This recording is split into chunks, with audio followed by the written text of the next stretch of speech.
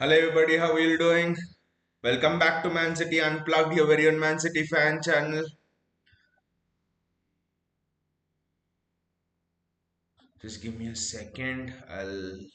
Yeah. We are here. Just a bit of flickering in the camera. I don't know why. Maybe the camera sensed that Pep is leaving as well. I absolutely don't know. It started doing it from the FA Cup match at Chelsea, so maybe when the camera sensed it. Apologize for that. I think I'll just change the camera at the end of the season. But yeah, it's interesting, especially we'll speak about Pep Guardiola and the media announcing that Pep Guardiola is leaving. David Ornstein confirmed it, so I'll I cannot refuse it. There was a lot of noise coming in, but I just could not believe it. I absolutely refuse to believe it. And I think the minimum these players can do and we can do for Pep Guardiola is to put Arsenal to put pressure on Arsenal till the final day, and you just never know. Anything can happen with that pressure on the final day.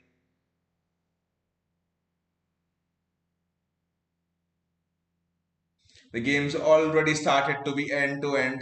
The game's already started to be end to end. So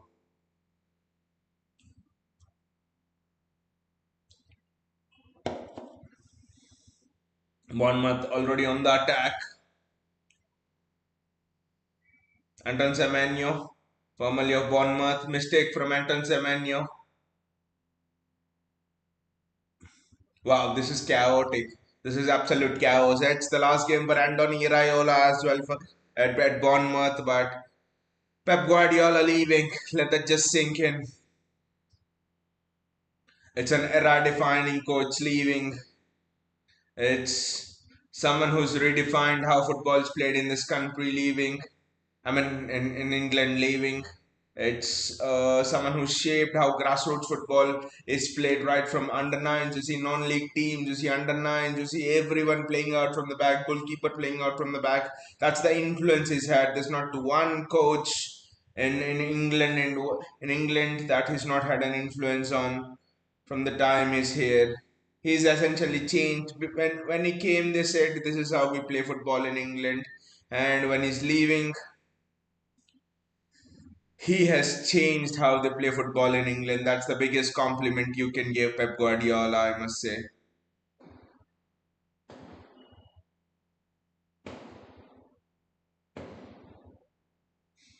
Everything being played in Bournemouth's half right now. I would say in City's half right now, in fact. Kovacic is a very interesting choice. That's interesting. The ball through to Erling Haaland was available there. That's interesting. Mateo Kovacic, very good from Mateo Kovacic. Excellent from Mateo Kovacic. I've never seen. I mean, we have never seen enough of. We have not seen enough of Rodri and Mateo Kovacic play together. That's an insanely lethal combination. I think that's the balance which our midfield's been missing. Kovacic can thread those through balls to Haaland as well. He's always he can take through and he can keep it ticking, and that just means Bernardo Silva could maybe play in more of a camp position. Some people might argue it makes the midfield a little bit more defensive, but I think Kovacic has the creativity to unlock defenses as well as through goals. That's so underrated. Excellent switch into Matthews Nunes. Again, I apologize for the little bit flickering of the camera because that's I think the USB wires just gone back. It's just that the camera has also realized that Pep Guardiola's excellent work from Anton Semenyo. Jeremy Doku, wonderful shimmy from Jeremy Doku. Save from the keeper. That's excellent from Jeremy Doku there. This is wonderful football. What a game this is. Pep Guardiola and Andoni Raiola, two proponents of the purest form of, fast-paced football and all of that. I don't know why Doku's not shooting from such a range. Anton Semenyo as well. Remember, City have to win this to keep Arsenal honest on the final day. City absolutely have to win this. Margay, people say his mistake at Everton, but I would say Let's not blame him because even after 1-1 at Everton, we could not be stable. So why don't we focus more on that? It's not that he gave the goal in the 95th minute or something. Look at Kovacic there. This is extremely wonderful from Kovacic. His time at City has been ravaged with injury. I think Kovacic for me goes on a list of players who have unfulfilled potential, I would say. At Madrid, he was always the understudy of Modric, Kroos, Casemiro, that midfield, and at Chelsea didn't get enough chances. And at City, he was ravaged with injury. That's a foul. That's a foul.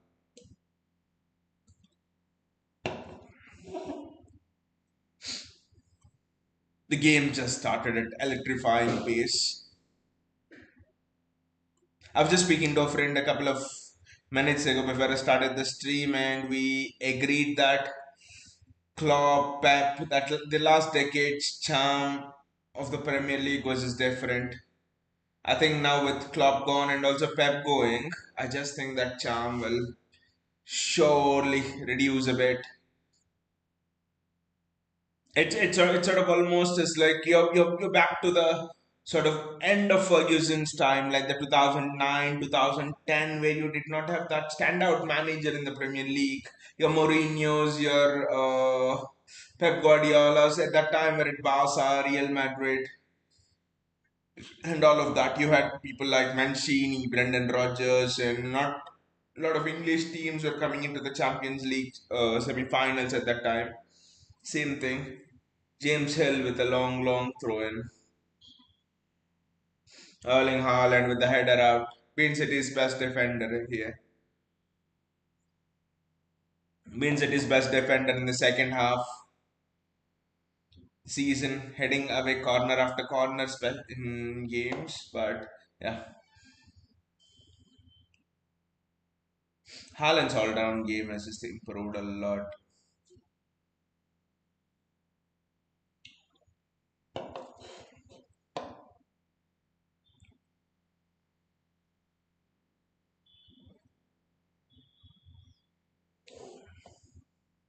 Both the teams are pressing high, and it's just 7 minutes gone. There are some games you see and think, it's only 7 minutes gone, and there are some games you see and you just don't want them to end. That is this game. Look at it. No team is looking to defend. It's just attack, attack, attack.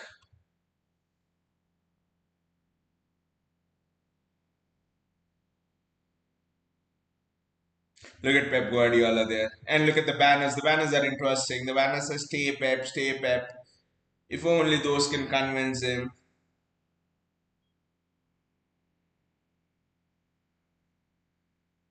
And on Semenyo, the game's very, very fluid. The patterns of Andoni Raiola, wow. Look at it, the one-touch football from Bournemouth. You just have to appreciate sometimes what Andoni Raiola has done here.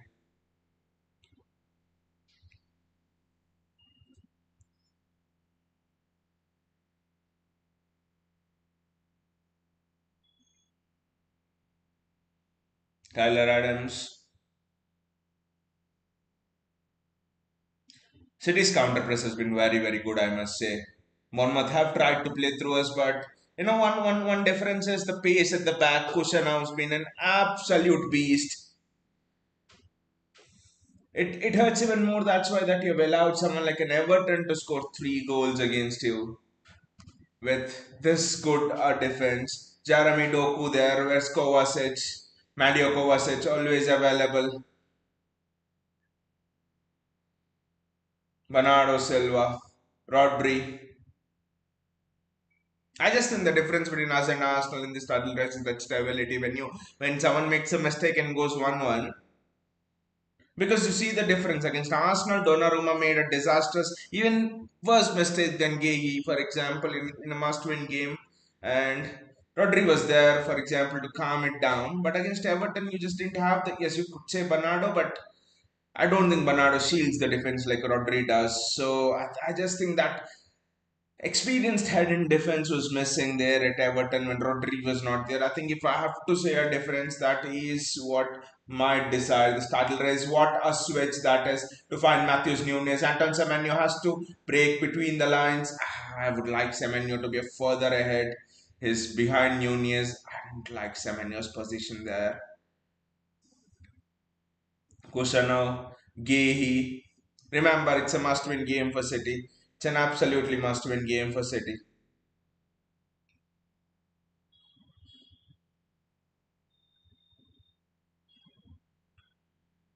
Mateo Kovacic, Kusanov,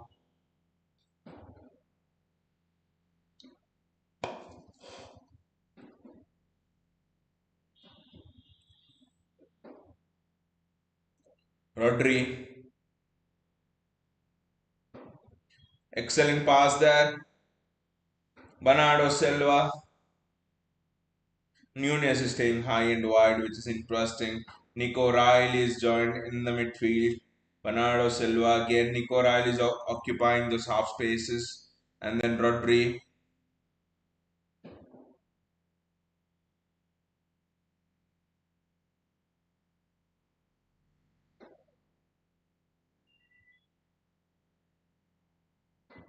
Mario Kovacic. They're keeping the ball well, but it's in our own half mostly. Almost penetrating ball there. That's again excellent.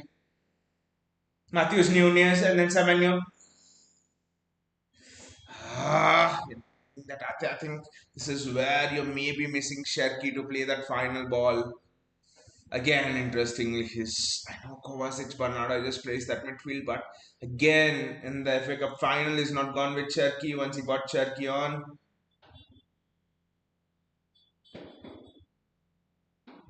I think it's offside. 7 years offside. They'll check, of course, but it just seemed Semenyo was offside over there.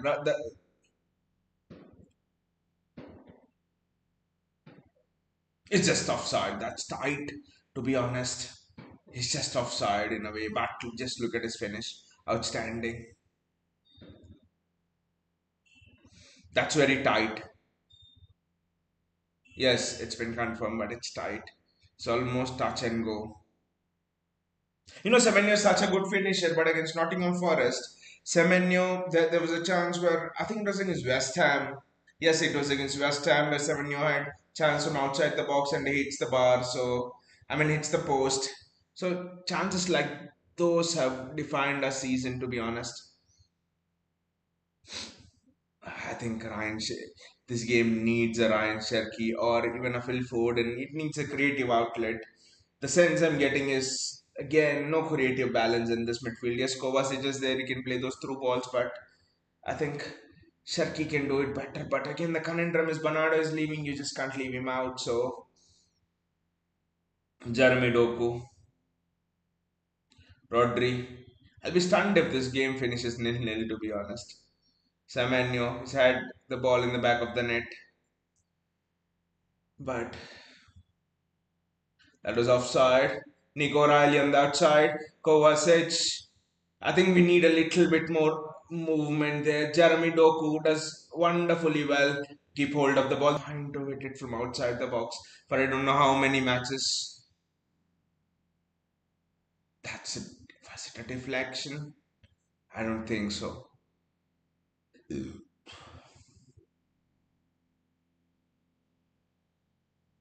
Cardenas is wise in neither of Sharky and Foden playing. That's the mystery. That's the mystery, mate. That's the mystery because the FA Cup final was interesting as well, where he dropped both Sharky and Foden, and he played Omar Marmoush. And Foden was the man of the match before, and Sharky was also given assist and was having an outstanding game. Gay, excellent defending by Gay. Wow. You see what Gay is doing here. You see Gay's defensive actions here, and you just wonder how has he been responsible? You just look at that tackle. Wow, absolute cruncher from Mark Gay. That one is he the one who's probably cost you the title? That's Evan Nelson. missing a point blank chance. But that's the thing. He decided to play Marmoush in the FA Cup final against Chelsea, and when it didn't work out, he bought Sharky in the second half, and and City won the game. You just don't know what goes on in Pep's mind. I think here, I think you maybe could say that he's probably thought that Bernardo, Kovacic, and Rodri will shut down Bournemouth's counter attack because Bournemouth tend to play through the middle quite a lot, and then you can. And then he's having Nunez high and wide on the right hand side, right? So I think the strategy is cut off the middle and then hit through the wings.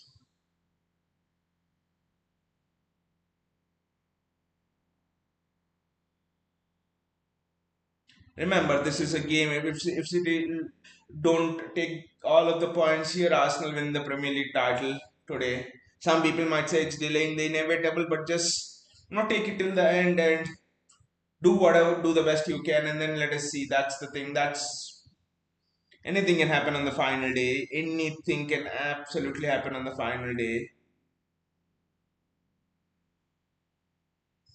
Cardenas says, what was that? Thanks to Ivan Nelson for missing it. Was there an offside in there? I thought Ivan Nelson there was a bit of an offside in there. I don't know. But yeah, that's the thing. Bournemouth are absolutely pressing well. Erling Haaland is almost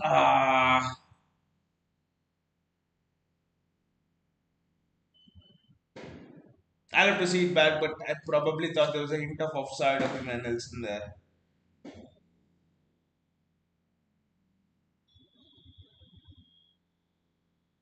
Chelsea Spurs. I think for West Ham to stay up, which we all want to be honest. Chelsea has to defeat Spurs.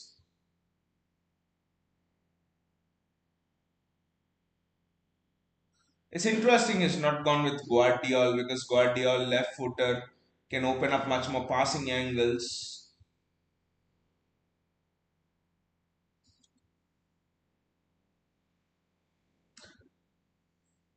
Bernardo Silva's drifting out wide. This is interesting. The tactical matchups that are happening here. This is very interesting. It's a tactical chess game going on. Bernardo going wider to counter that press from Bournemouth. To Bernardo going wider to prevent Trafford. Bernardo going out wide to prevent Trafford bombing up.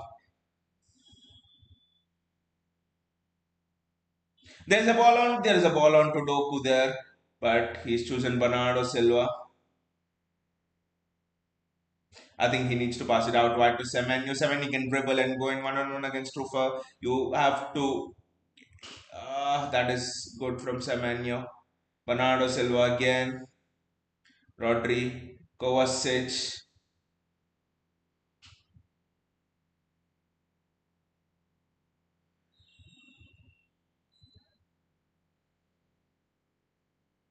The one good thing here is City's defenders all have pace, so I think the recoveries.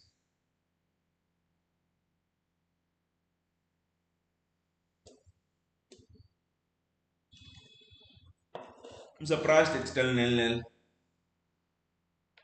Semenyo had the ball in the back of the net, outside by Whisker, and Ivan Nelson missed the sitter, but I'll have to see it again. Probably there was a hint of an offside, but I'm not sure on that.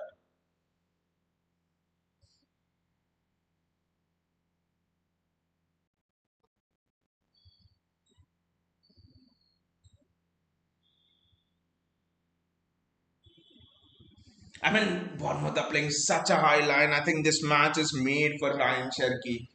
This match is made in heaven for Ryan Cherky, and Pep decides not to play him. It's almost looking at the FA Cup final squad when he started Marmoush as a cam. It almost reminded you of the Champions League final which we lost, where you had Rodri and Fernandinho, and they decided to play Ilkay Gundogan as a CDM. Truffert bombing in.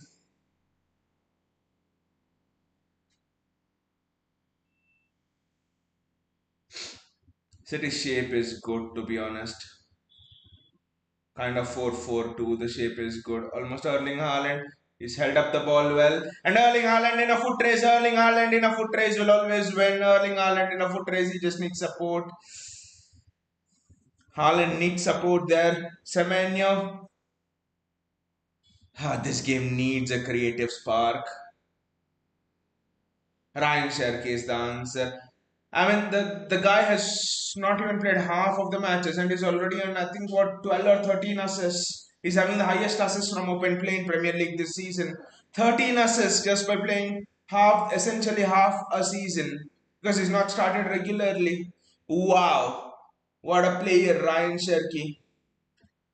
12 assists, 12 or 13, let's keep it at 12, but 12 assists, playing half of the Premier League. Wow. Highest assist from open play. Just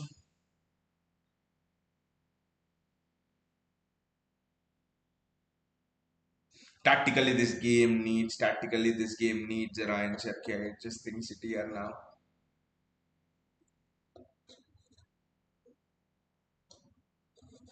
City are just unable to do anything here.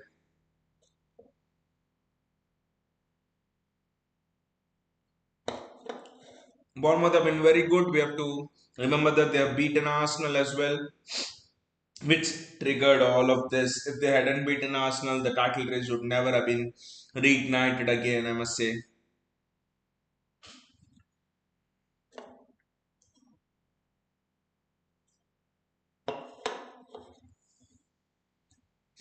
It's a corner.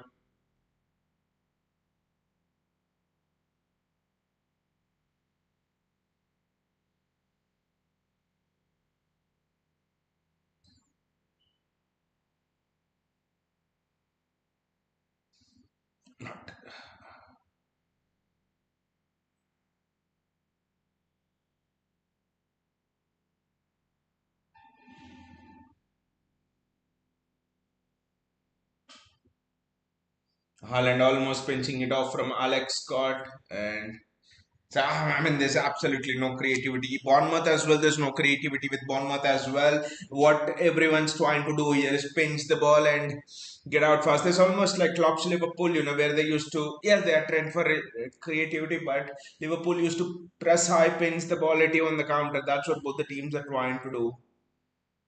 I mean, the first leg of this tie at the Etihad Stadium, Sherky absolutely tore Bournemouth apart with some excellent through balls. That is what you essentially need here. That's what it's interesting. Like what Kamdenia said, why no? Why no? Foden and Cherky both are in form right now.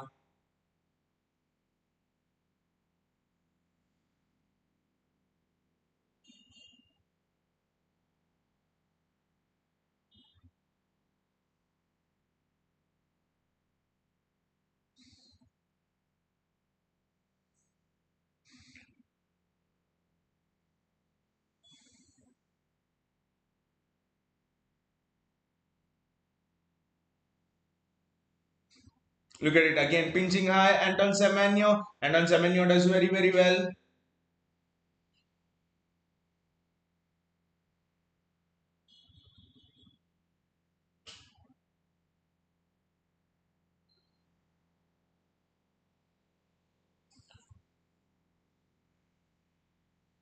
It's a foul on Mark Gay, to be honest. Gay is doing well. I mean, he's been a best defender except for that mistake. Just look at Gay defending there. This is excellent defending from Mark Gay. Just look at that. Wow. Just can't imagine that he does that mistake for which we drop points in the title race.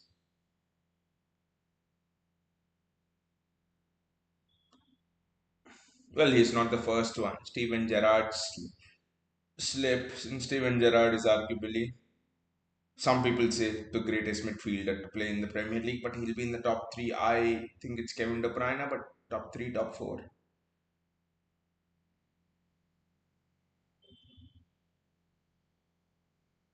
Mario Kovacic. Everything's good. I just think you remove Bernardo and keep Sherky, but that's not gonna happen.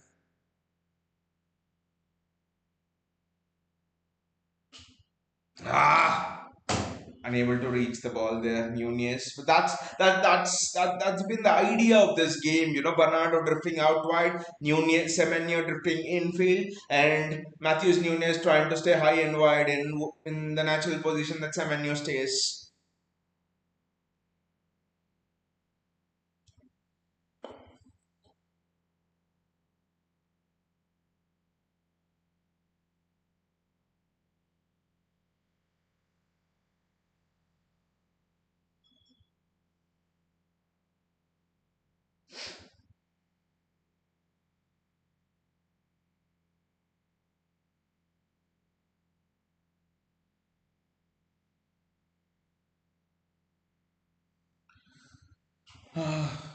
Except for that Emmanuelson chance, which again I don't know. I'll have to see it again. Maybe into offside or not. But City have defended very very well.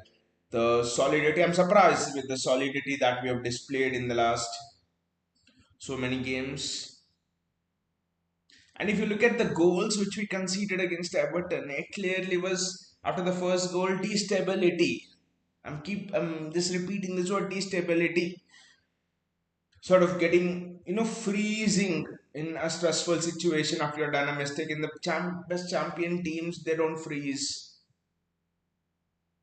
Opponent scores, we move on and we score another. Wonderful there, Erling Haaland. Jeremy Doku out wide, Semenyo.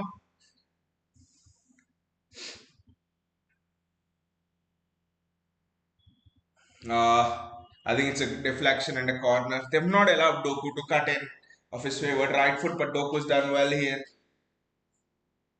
Doku's done absolutely well here. Look at it, how his yeah. I just think it's just Haaland attacking the front post. I'm not happy with that as well. I want another player attacking the back post or something like that. It's just Erling Haaland or nothing. When we were in that magnificent spell, you've seen that it's Nico Riley, for example, attacking along with Haaland or something like that. I think Semenyo needs to attack that back post more. That's what Raheem Sterling used to get in all his goals. It's another corner. The ball was just bouncing in. It's another corner. Anything could have happened there. Maybe it was it a chance for Rodri. Let's see on the replay. Good header from Rodri. Ah, good defending from Bournemouth.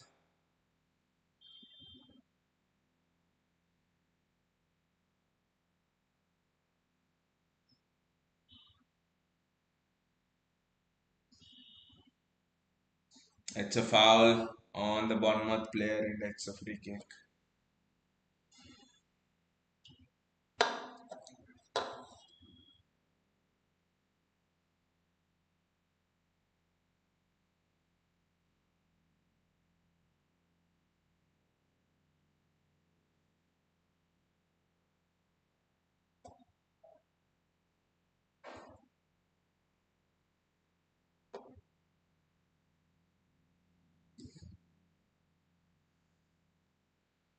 It's the last match for Anthony Raiola as well. So I mean at home, and this is Pep's last away game for City. So it's interesting. I would say it's been a tactical masterclass from both the teams, and it's not been boring. Sometimes you think tactical masterclass, and both the managers block their midfield out and cancel the midfield, and it's sometimes boring. But this has been great fluid football as well. Jeremy Doku is that's a very good ball tackle. That's an excellent ball tackle. That out to in run from Jeremy Doku has been very very. It's very very good. The defender almost got there, just about got there, I would say. But I think both Semenyo and Doku should do those out to in runs, especially when Bournemouth is pressing so high. They're playing such a high line.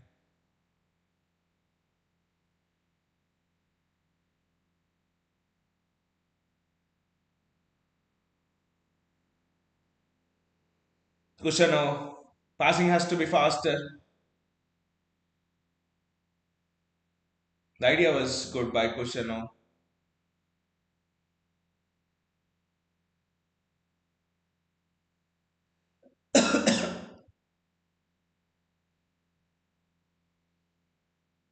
Bernardo Silva. The game's so good and the time's also passing slowly today. The game's very very good to be honest. The game's extremely good. Just enjoying it. Rodri. Trying to pick those diagonals out and it's just not happening. It's absolutely not happening.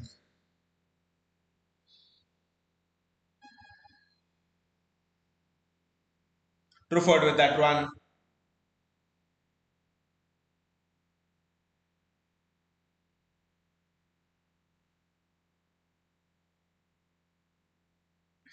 That the combination's not happening, you know. Kovacic, Haaland drops in Kovacic, Haaland, Doku makes the run.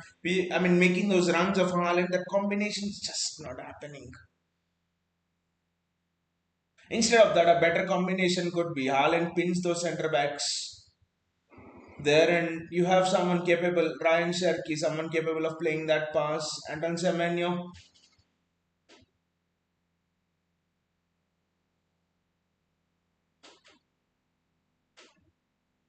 Bournemouth are fighting for Europe as well, remember. So both the teams have something riding on this game for them.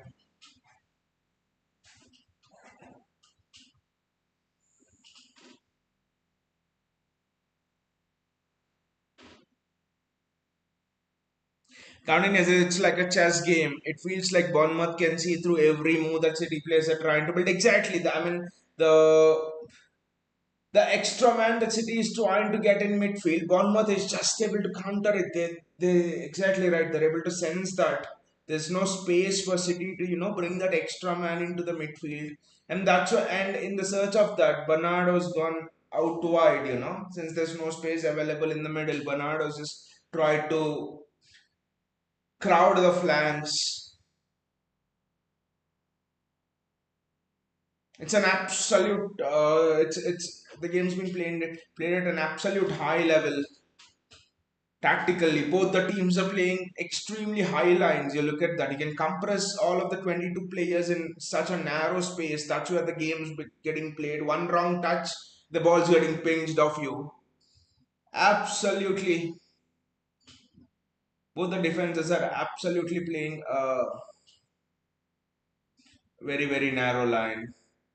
And Gay is defending very, very well. I think Margay is putting on a defensive masterclass here. He's just showing how do you defend. That's what Pep Line does. It will be interesting to see how Pep Line does and Enzo Maresca work because both of them, Pep Line does, I think 1 year, 2 years as a manager. I don't know Maresca, 3, 4 years, probably a little more senior experience to him, but all are young managers over there. Colo Taure, Maresca, Pep Line does. Anton Semenyo, one, two, three, four Bournemouth players are. I mean the player who can break Bournemouth's chess is Ryan Sherky. Just go back to the first game City played at the Etihad. Ryan Sherky absolutely broke Bournemouth. I think City won that 3-1, 4-1, something like that. Absolutely, Sherky broke it. Surprised Pep's not played Sherky. But why are you surprised when he puts two CDMs in a Champions League final on bench and plays Ilkay Gundogan as a.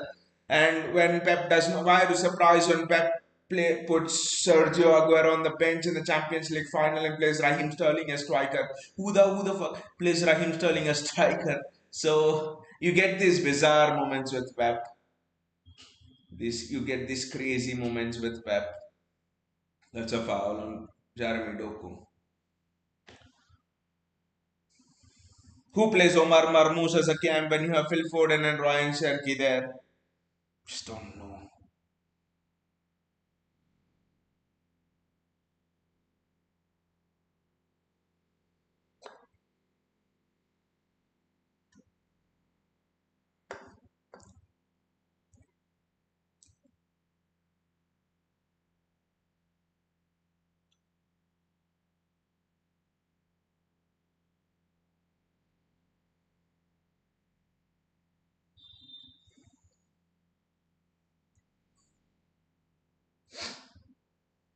Cusino.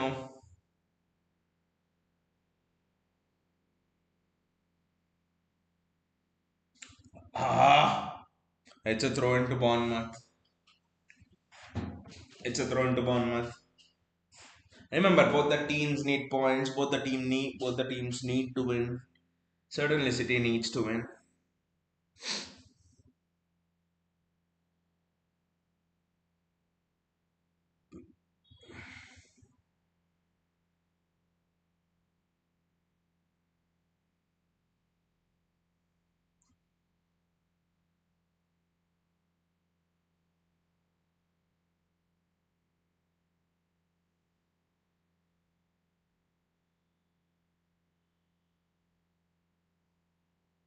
Cardenas says, unpopular opinion. Given Iraiola's tactical ability, how is Arteta ahead of Iraiola in a title race? Bournemouth has played the top six better than Arsenal. Arsenal have hardly won games against the top six, if you see, and I'll put Spurs with all respect out of the top six this season. But if you take out Spurs and Newcastle out of the top six this season, and if you look at Arsenal's performances against the actual top six this season, not been special, and you're right. Bournemouth has played them well.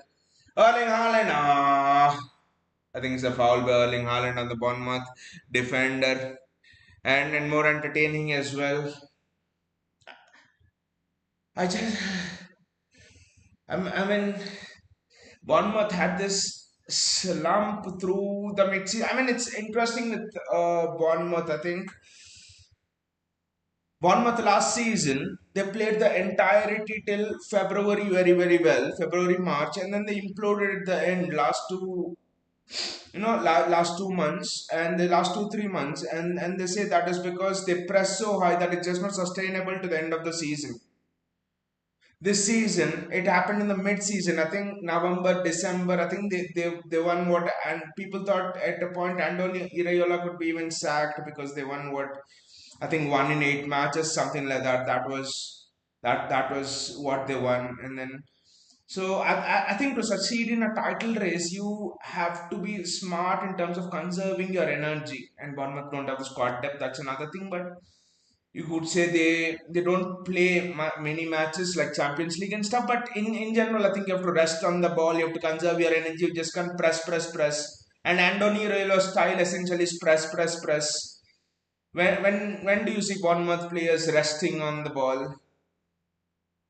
You could say they have 5 days gap between matches and stuff and all, but it just catches up when you press so high. It just every game you spend so much energy, it catches up, and I think that's why they're not in the title race. It's simple because they have the quality of the players, but it's just that they don't conserve their energy enough for me in matches.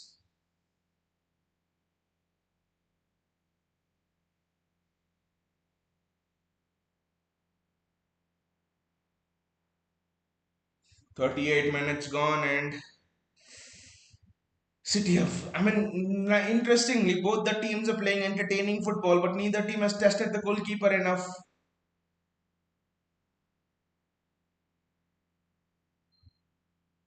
Carney says, but I would pay to watch Bournemouth ahead of Arsenal. They were more entertaining to watch even after the best player left in January. It's Nunez versus Trufford and one much score. It's 1-0. One much score. It's interesting now. One much score. That's excellent there. That's excellent from Junior Krupi. I think what a shot from outside the box. That's excellent from Junior Krupi. That's excellent from I think was it Junior Krupi or was it Ryan?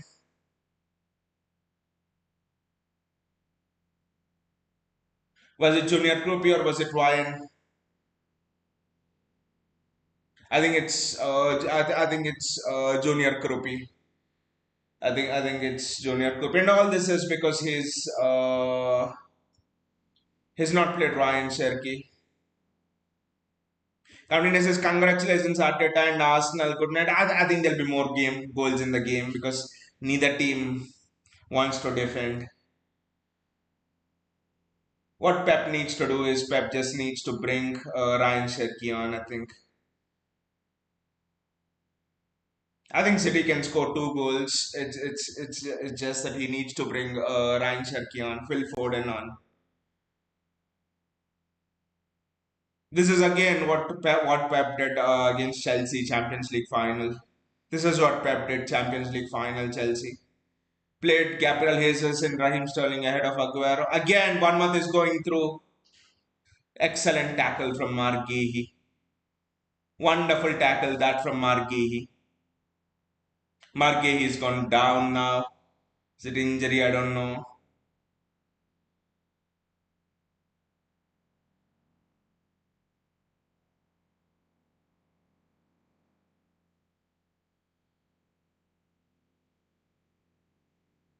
He's clearly offside as well. I don't know. I think it was it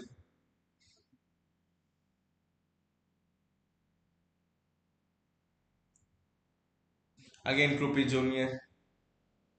Yeah, good tackle by Margehi.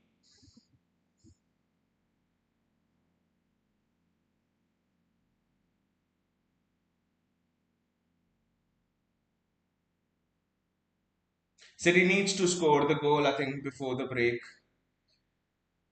That'll make the second half interesting.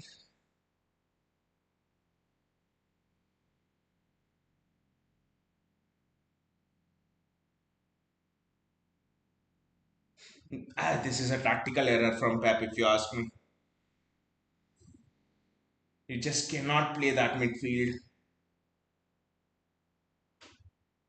This match is on Pep. Whatever happens, this match is on Pep Guardiola. There, it's a tactical error. Have to play one of Sergio or Foden.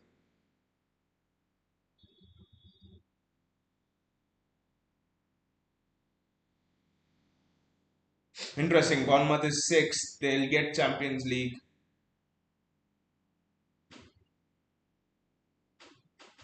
football with this.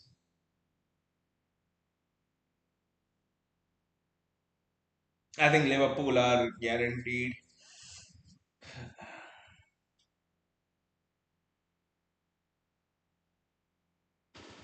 If Villa win the Europa League, I think the top six get Champions League football. I think.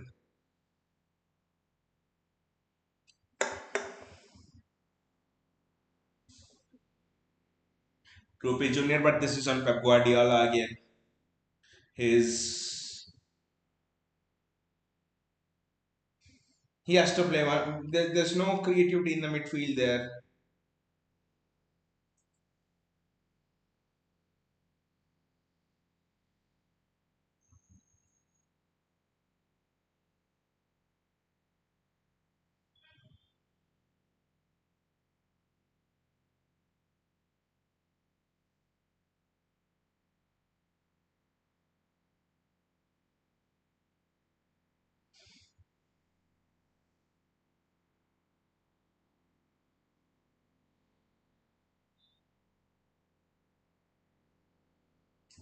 Ah, this is I'll just keep on repeating it because absolutely a tactical blunder from Pep. Like Antonia pointed out earlier, why isn't neither of Serki and Foden playing it? That's a valid concern, and he'll just sub in one of Serki or Foden. Now, why doesn't he start Serki in the first half and Phil Foden in the second half?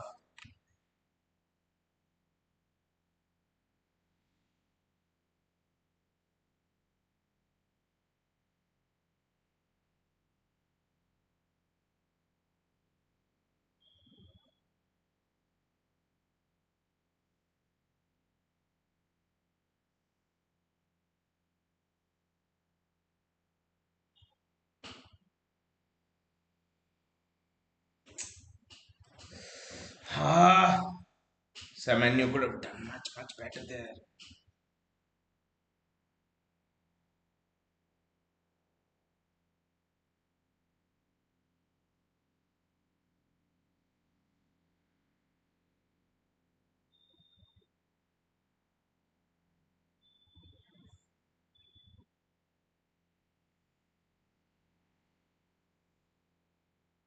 Absolutely no creativity at all. And where can you expect creativity when you play Bernardo? Kovacic and Rodri in the midfield.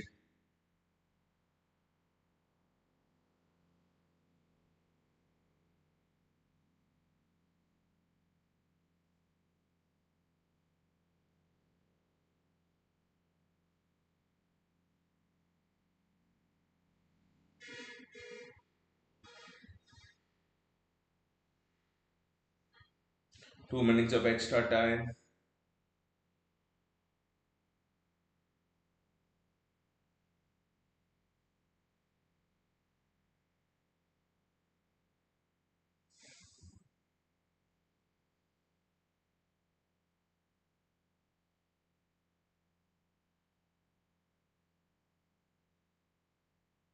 That's a foul by Van Nelson on Gay. That's an absolute foul by Van Nelson on Gay.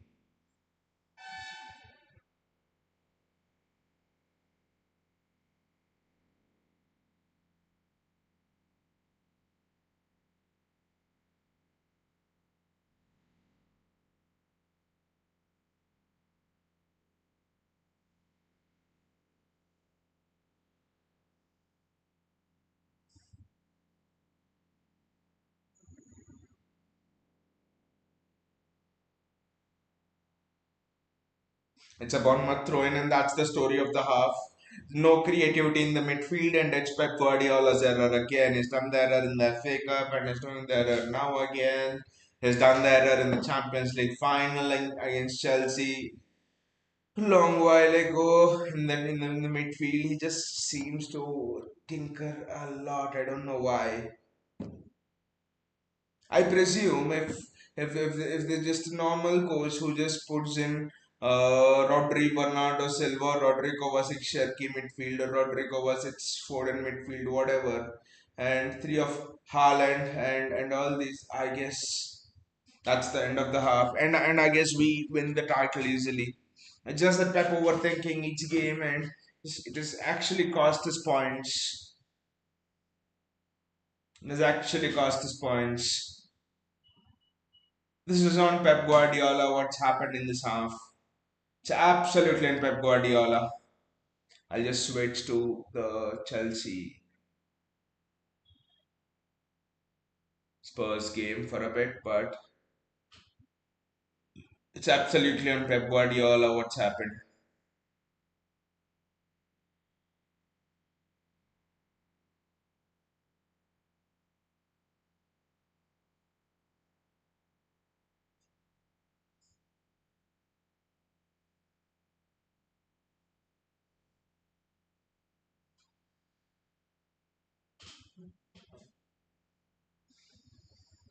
Chelsea Spurs is interesting, especially after the Xabi Alonso news. It just seems Chelsea are playing with much more of positivity in this stride.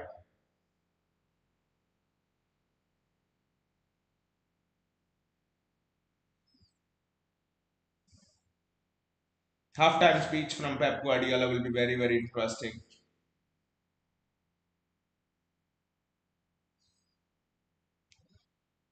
I mean, the game summed up in the fact that Petrovic was not tested. I don't remember a single time when Petrovic was tested. I mean, Donnarumma wasn't tested as well, but that's not the point. There's not a single time that we tested Petrovic, and I think that just sums up that just sums up the half because no creativity. Gautam's here. Hey, Gautam, how are you doing? What do you think about the game, Gautam? First of all, why have we not tested? Have you seen at least a moment in this game for 45 minutes that you have tested Petrovic? Has Petrovic been tested in this game? I have not seen the Bournemouth goalkeeper tested in this game at all. Maybe you'd see from the corner, Rodri, but in general, in general, leave open play set pieces. I have not seen Petrovic being tested in this game. And Bournemouth have not been defended overly or something. They're playing a high line. There's open. We are not able to pick those passes. Why?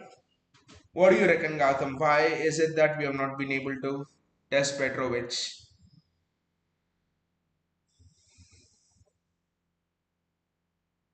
Spurs, I have Madison in my fantasy team, and that idiot Deserve is not playing Madison.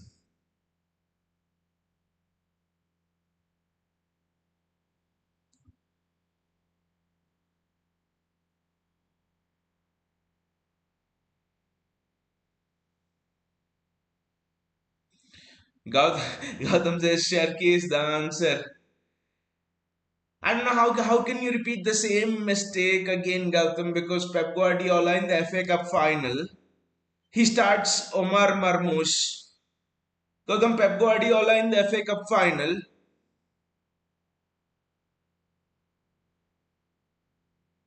as a cam, Pep Guardiola plays Omar Marmoush in the FA Cup final as a cam. What happens at halftime? He realizes his mistake brings on Sharky and we become much better.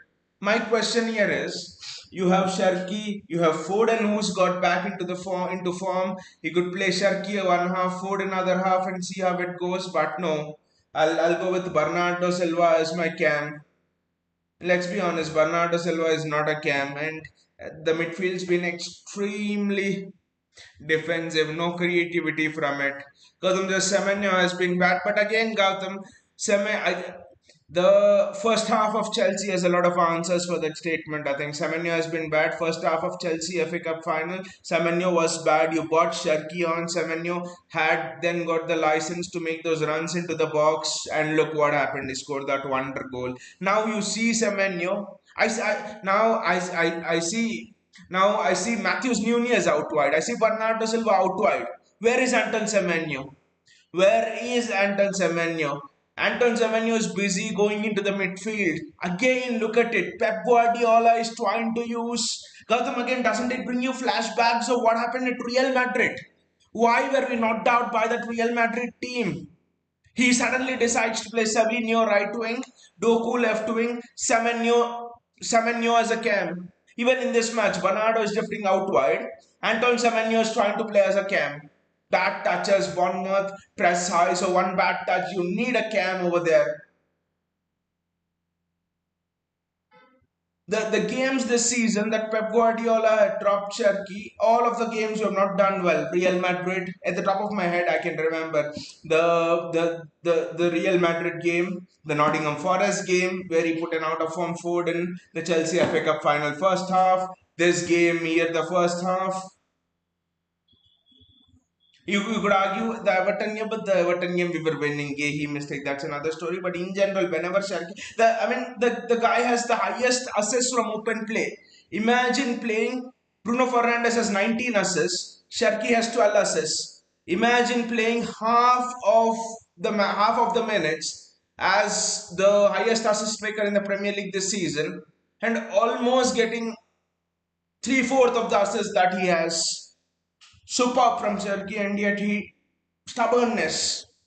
Chelsea final, Champions League final 2020 against Chelsea. I'll never forget that. He decided to play Gabriel Jesus other than Sergio Aguero when everyone knew that Sergio Aguero loved banging in goals against Chelsea. No, I want to play Raheem Sterling or Gabriel Jesus instead of Sergio Aguero. And then I want to play Gundogan as a CDM rather than Fernandino or Rodri, rather than when you had the greatest CDM in the club's history, three, one of the greatest stadiums of the Premier League. It just baffles me sometimes. Yes, Pep is leaving. Yes, unhappy, but some of these decisions absolutely baffle me. I lost it today when I saw that midfield. To be honest, Gotham says a bad last 24 hours got even more bad. Pep leaving and Arsenal lifting. The PL will be a bad way to say goodbye. Hopefully, we put on a fight, Gotham. Fully we put on a fight. Arush is here. Hey Arush, mate. How are you doing? How are you doing, mate? Long time no see, mate. Arush. We remember you, Arush. You are a goalkeeper as well, right? I mean, so yeah, we remember you. Yes, we remember you. You are a goalkeeper. I know. I remember you. Yes, we had great discussions with you regarding goalkeeping and all of that stuff on this channel, and we decided to. I mean, even we were planning some podcast as well, Arush, but it did not work out due to the busyness and stuff. Yes. Remember you, mate. Was busy with the academics, hence couldn't join the streams. 2-1 should be the score line today. I can't see Arsenal winning the league before the last match day. Gautam says yes. Semenyo in midfield is not gonna work. Arush, I remember you used to give us score lines like when City were 1-0 down. You used to say this game will end up 3-2, and it would end up 3-2.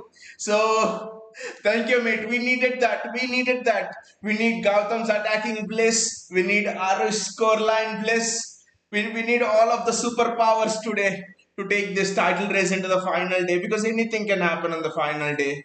A deflect Arsenal will try for 1-0 on the final day, and that's a dangerous scoreline because it could deflect. Because I still remember QPR on the final day. QPR was the worst team that season at the Etihad. QPR on the final day, 11-12 season under Mancini. Anything could have happened. I mean, everyone thought City will roll over QPR and see what just happened. So anything can happen on the final day.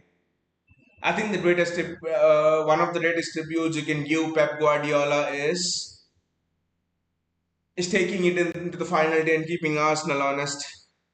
Aro says, I think Pep doesn't like Sherky's personality and is trying to make him a bit more calm and humble. What do you think about that? I mean, if you make him calm and humble, I just think my personal feeling is football needs more personalities like Sherky. Football needs more outspoken personality. I mean, I'm not when I say personality, is not someone passing statements in the media, but someone who shows the character. Look at what is done after the Arsenal game. Look at his flicks in the game. All of that. Football is crying out for such personalities. Otherwise, my honest view is in some years there'll be no difference between robots playing football and stuff. Now instead of the Arsenal team playing, you put robots there. When I watch Arsenal play, it's so bland and boring. And by the way, I'm not doing this because they might win the Premier League title, but in general, it's so bland and boring. You might as well see robots play. I think the game needs personalities like Sherky. I know Pep might be looking. I think you're right, Arush, in a way that Pep is trying to calm Ryan Sharkey down in the sense that he does not want Ryan Sharkey to play so many through balls. He does not want Ryan Sharkey to dribble through like that. What he wants Ryan Sharkey to do is get the ball, pass it back to Rodri, we recycle 20 times, and then we give it to Doku, and then Doku gives it to Nico Riley, and then Doku makes that run. Then Erling Haaland comes inside the box. That is how I think Pep Guardiola teaches tactics. But Ryan Cherky is, why should I go back in front, mate? I get the ball, I pass it, Erling Haaland runs goal. Or Jeremy Doku runs past to a Haaland goal.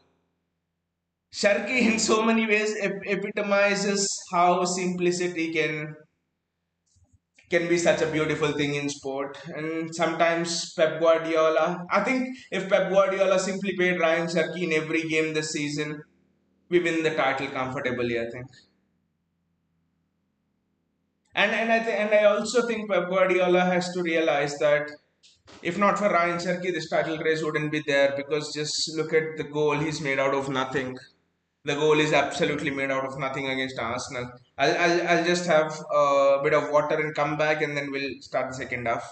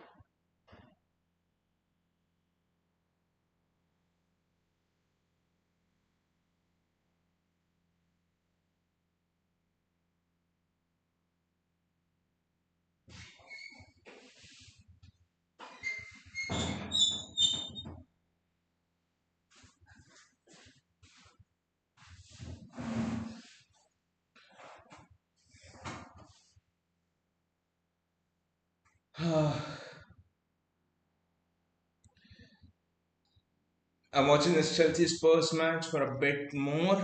Has the match started? The match has started. Do tell me. Aru says those draws against Forest, Sunderland, Everton, Chelsea, and Spurs are haunting me now. Each small error put us into this situation. Hope we learn from all this and want to see Maresca to improve them. And also, Arush, I think I again asked the question: does this team, I mean, of course, not winning the Premier League is painful for me, for you, for Gautam, for County, for all of us, for all the City fan base. Of course, it is very painful. We want City to win the Premier League and all of that. But when I ask this question, are we ready to win the Premier League? And honestly, especially that Everton game, gave me the answer as no. We are not ready to win the Premier League as with this team as of now. Yes, we could have won it obviously if we won the Forest game or Sunderland game, but are we ready? And the answers come as a no. And why the answers no is I take you back to the Champions League. What was happening in the Champions League when Pep Guardiola came. That 2016, if you remember, against Monaco, we were 5-3 up in the first leg, and then we go to and then we go to Monaco's home ground, and then we Monaco score a goal, Mbappe scores the goal, and we panic. Next season against Lyon, we panic. After that against Spurs, we panic. I mean, against Everton, and it took a while to get over that. And after that, look at what you have done in the Champions League, reached our first final against Chelsea and all of that. And now against Everton, my answer was derived from that Everton game. We see Gehi make that mistake. Champion teams, and it goes to 1-1. Champion teams, they don't panic. Teams that are ready to win the Premier League, they don't panic at that moment. They are like, right, 1-1 happened. Can't we score another goal? We'll score another goal. That is the attitude. They don't panic. And we panicked. And then Everton scored the second and the third. If you go and look back into that match, we absolutely panicked. And none of the City teams panicked. I mean, just look at what happened. Aston Villa 2-0 up, final day, 25 minutes to go. Wow. What a goal by Enzo Fernandez that is. Wow.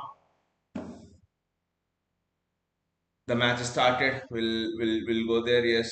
But the best teams don't panic, The Gundogan thing and all of that. So then that was when but again, I want us to win the title. I want us to fight till then. But yeah, that was what probably thought. Still not made the change that Cherky won, but let us see.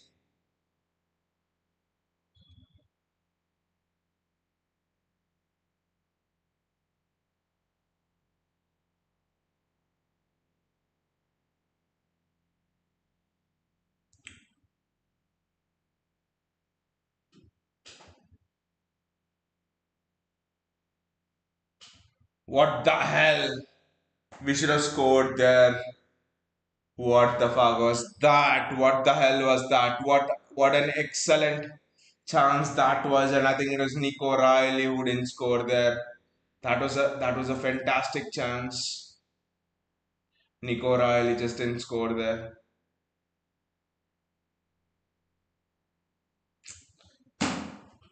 That was an excellent chance, and Nico Riley did not score that. Just look at that football. Beautiful football there. Erling Haaland, just look at his touches. Wonderful there. Nico Riley onside. Nico Riley should have scored that. Come on, it should have been 1-1 City early on in the second half. It should have been 1-1 City. Nico Riley has to score over there.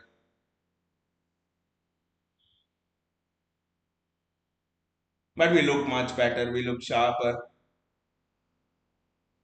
We look much sharper in this half. But we need to.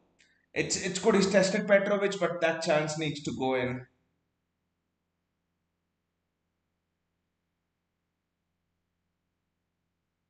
2-1's the score line, which Aru suggested, and Erling Haaland is offside. Haaland's rarely offside. Ah,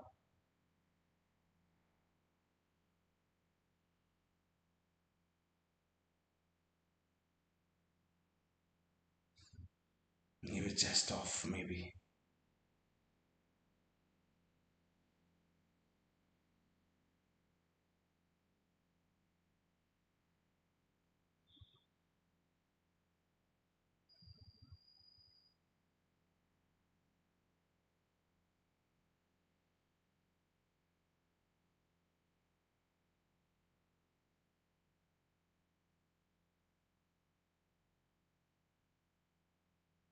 That's a good challenge.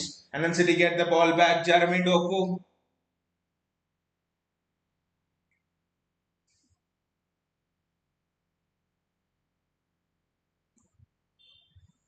And then Semenyo.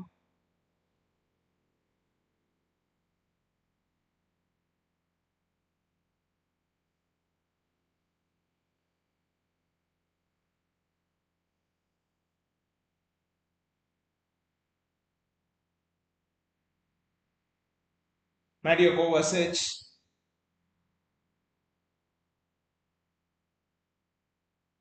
Matthews Nunez.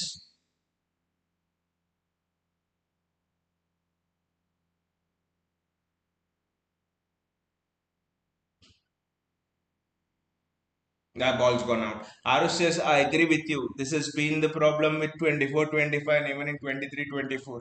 We missed some really easy chances to score and then we lost or drew the game. I think winning the PL would have given us a really big boost. It would have, Erling Haaland, good tackle there from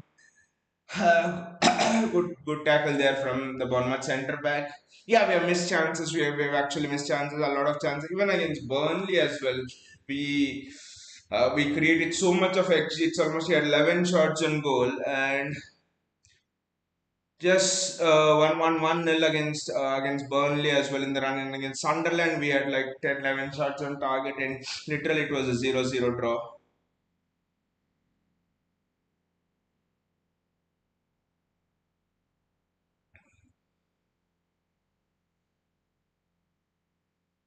But again, I think we about this team. I think we have to accept that we are in the rebuilding phase, and I think we are still. I think at the start of the season we actually had a question asked on this channel that what do you think would be a successful season for City? Because at the start of the season, everybody knew that we were sort of going into that rebuild phase kind of a thing with so many new players coming in, and everybody and all of us said that quarterfinals of the Champions League, finishing in the top two in the Premier League, and winning one of the domestic cups can be classified as successful season in this rebuild. And I think with those metrics, I think we're sort of in a successful season kind of a thing, to be honest.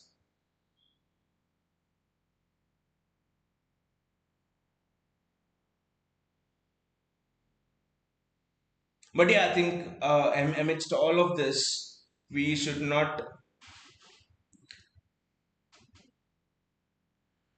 amidst all of this, I think we should not forget that we are in a transition season, and it's not fair to compare us to an Arsenal team that have been what not won a building from the last at least 6 7 years, not won a trophy from then, and all of that, where we have won four trophies in the last six, four Premier Leagues in the last 6 7 years, and you include Champions League and a lot of those things as well. So it's not fair to do that as well. And also on this match, you just don't know what would be the mentality of these players, especially when there's this Pep Guardiola leaving news that has gone through all of a sudden, whatever that would have had on the players. So there's a lot of things here that are going on. So good save by Donnarumma. Aru says, what are your genuine expectations from Maresca for next season? A lot of City fan base, I've been reading on the social media and stuff. A lot of City fan base would rather prefer Xabi Alonso or someone else. Maybe some people want Vincent Company, that's not going to happen. But a lot of people wanted Xabi Alonso over Enzo Maresca. But I rate Enzo Maresca tactically very, very highly.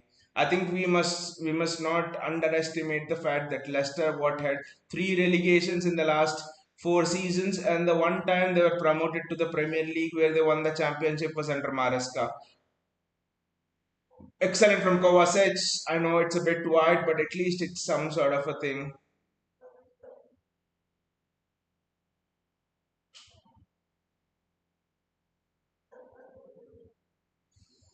And then he's won the Club World Cup and he's won the Conference League. You with Chelsea, you could argue that those are all small competitions, but Arteta was in the Europa League with Arsenal. Arteta was given an easy Carabao Cup draw, for example, or an FA Cup draw, for example. He lost out against Southampton. Klopp was in the Europa League for Liverpool. He didn't win it, so trophy is a trophy, and Maresca is a proven winner, and tactically as well. I think a lot of people underestimate Maresca. For me, I see Chelsea's midfield when Maresca was there this season and after he's left. So a lot of difference. Tactically he's just so underrated. So next season, for me again, the expectations are. I think we can have a better view of the expectations next season after the signings that have been made. After the signings that have been made, looking at which players will Ryan Cherky is getting ready, Phil Foden's getting ready, Savinho is getting ready. This is interesting. Arush, are you happy with Enzo Maresca, or did you want a different kind of a manager like a Xabi Alonso and Cesc Fabregas or someone like that? Are you happy with Maresca? It's my question to you.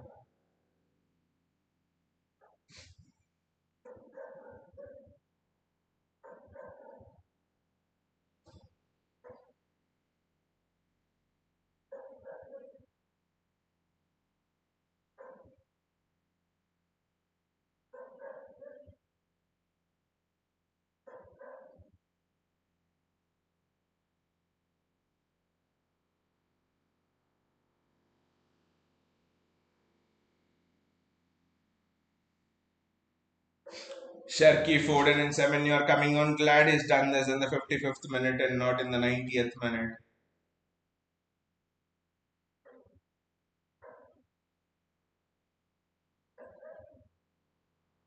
Kovacic is interesting. His remote Bernardo. Wow.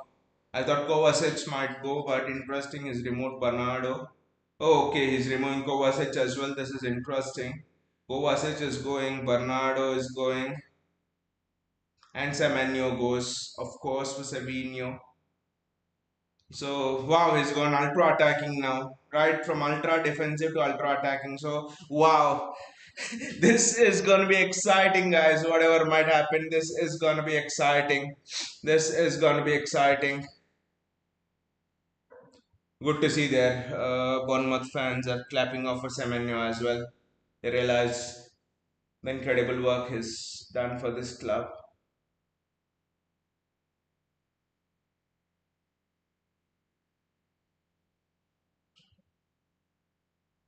Gautam's favorite player is on Savinho.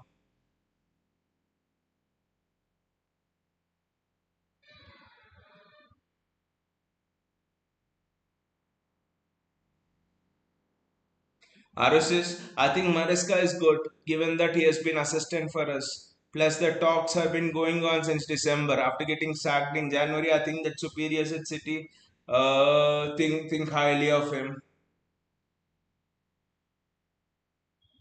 I think it's much more shrewder appointment than people realize because he's coached the youth levels. He's been an assistant to Pep for the treble season. He knows the clubs in and out. He has great relations with the hierarchy. He's good friends with Hugo Vienna. So you're getting in a manager who replacing Pep is an impossible job, but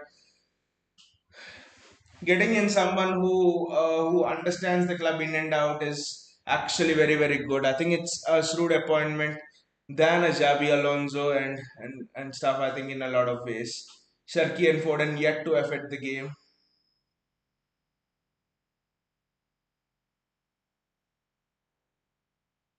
Ryan Sharky there, Ball getting pinched off him.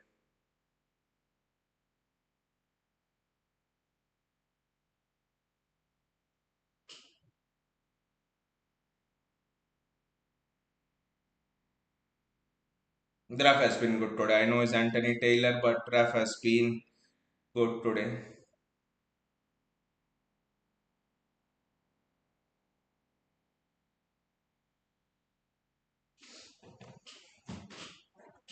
It's a throw in, time running out for City.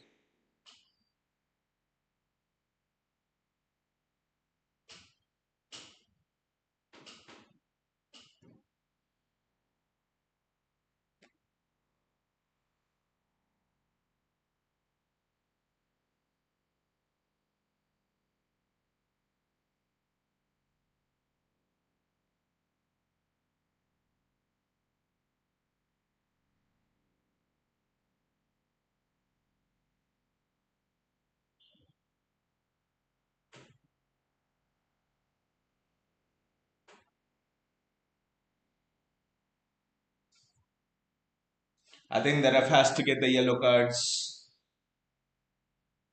out now.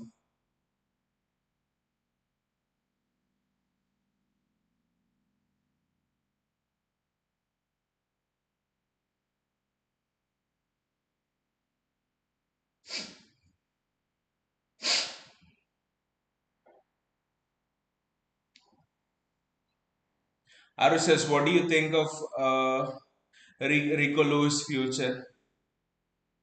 I think the problem with Rico Lewis is I think he's not physically built enough to play that right back position, but he's excellent in that attacking midfield position. I think the cam position is the best for him, but I just don't think there is space for him. I think his future for me lies in a loan move away from the club, or maybe even a permanent move away from the club. But he's excellent in the pockets. His best position is the attacking midfield role. We are just not able to affect the game. Just look at that. Absolutely, we are not able to affect the game.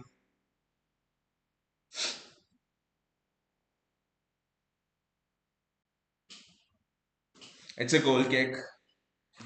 We are absolutely not able to affect the game. Sharky and Foden need to get the ball more.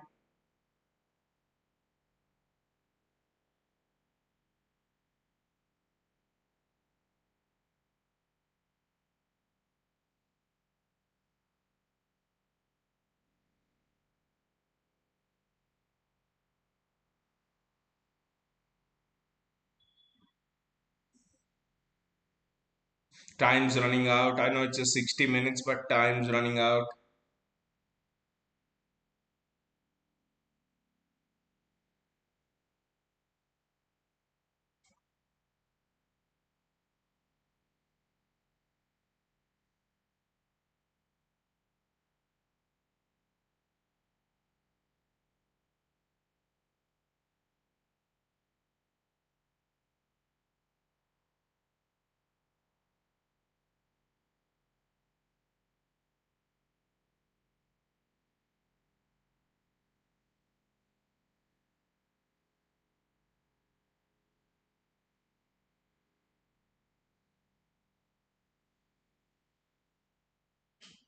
It's a goal kick. Time's running out.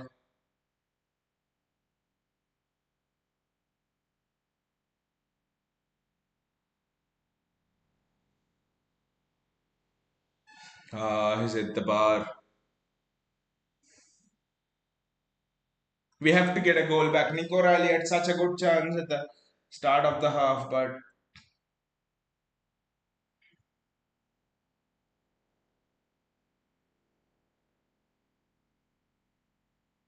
Bournemouth are just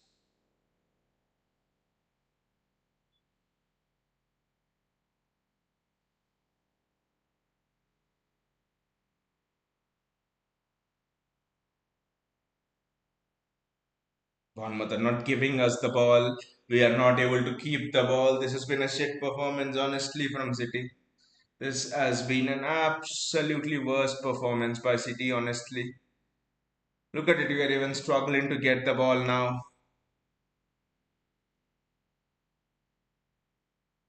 This has the ramblings of when Klopp was leaving Liverpool, they suddenly went off the ball in the last few matches. That's how this is seeming. The players have totally been off it. Jeremy Doku, who's often so lively, he's not been that good this game. Look at Rodri's shot that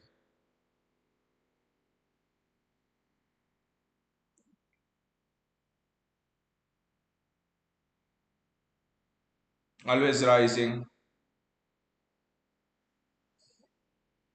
I don't know if you guys think this is the effect of of that Pep Guardiola leaving announcement. Could be because when when it was announced Klopp will leave Liverpool, Liverpool season totally exploded because Liverpool were in with the chance of winning the league that season.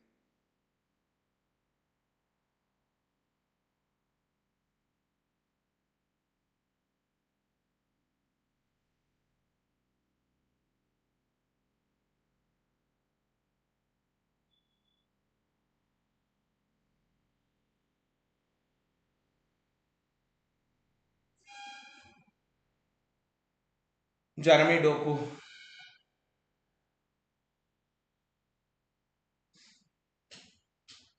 Matthews Nunez, Savinho.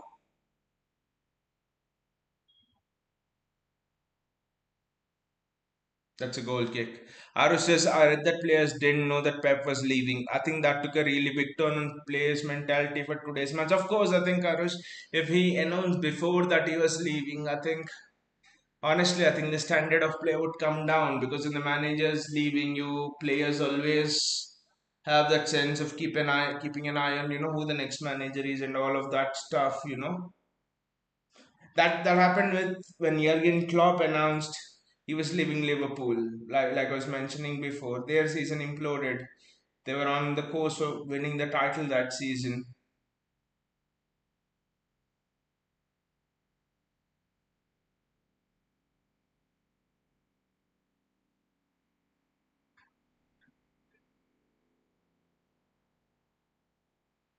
So yeah, it just seems to be that because everything is actually so flat today. The performance just not there. Could be the thing. The performance just not there, and Pep I think feared this. That's why I think Pep didn't want to announce it before, and he was telling I have one more year of contract and all of that.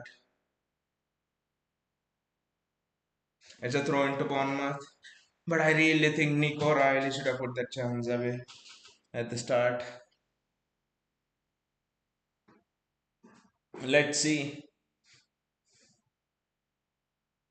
Arush's 3 games in 6 days is not at all sustainable. They should exactly that is just the FA guys. I don't know who keeps an FA Cup final in the middle of a season. I just don't know.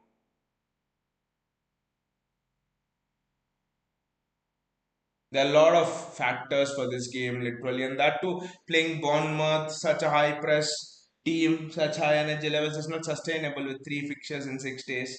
Schedule is absolutely not sustainable. Lot of issues, and on top of that, Pep Guardiola announcing that, and but it's just 65 minutes done, and we have come back from 2-0 down. 65 minutes, Aston Villa. I know that different teams. So let's see.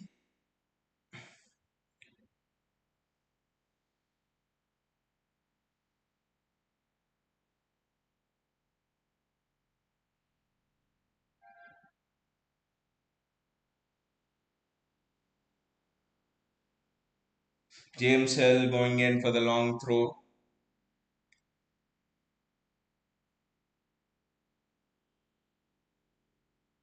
I don't think Bournemouth keep a clean sheet today. From to be honest,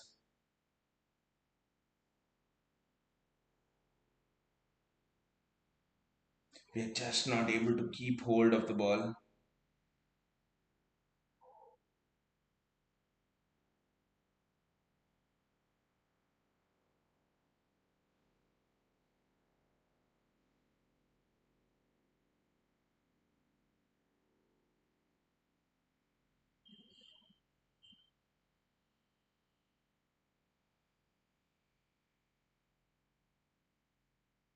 City free kick. I think one goal leads to two here.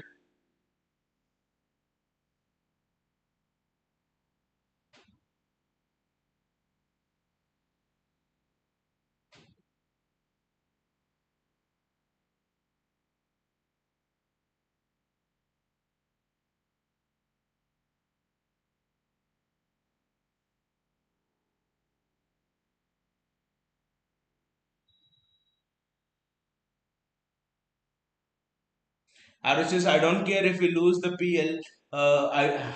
I do, yeah, understand. This season has shown us a lot. We bounced back from a really bad one and had many problems. I think this is a great stepping stone for a new era. This is exactly Arush well said. This is first year of a new team rebuild. Most of them, the back four, have not played together. New goalkeeper, a new style of goalkeeper play. In Donnarumma, who's more of a shot stopper one.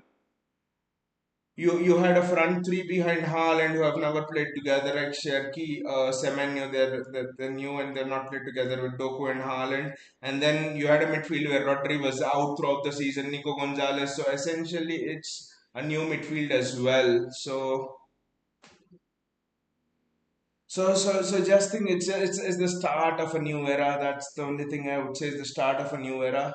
And people say, why wasn't last season a start of a new era? Why didn't we start this rebuild last season? That's because I think when Pep said it once that he had a decision: should he start the rebuild early or should he go for four in a row PL titles? He went for four in a row, which meant you sacrificed an extra season for rebuild last season. What happened last season was the consequence of us winning four Premier League titles in a row, which has never been done before.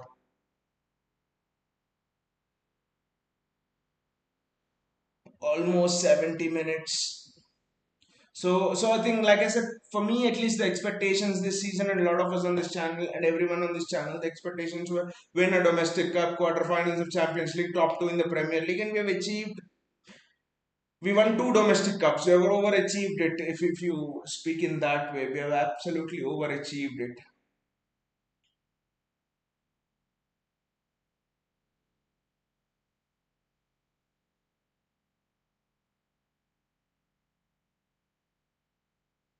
But can we score one goal here? One goal will lead to two.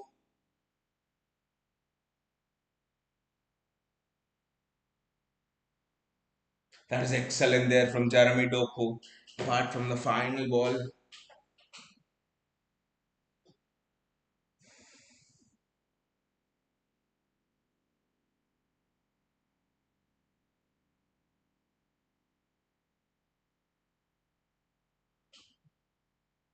that's a goal kick again. Doku's not been good this match. Yeah, I think it's taken a toll on that Pep decision coming out. It's taken a toll on the players' mentality and all.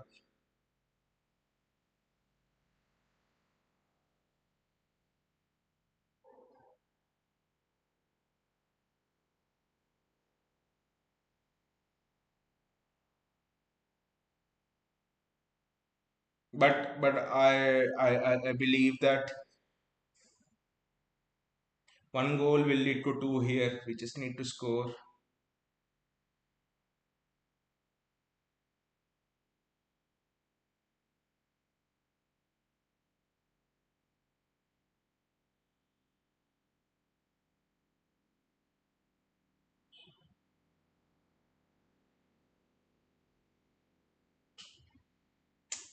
Heavy ball from Doku again.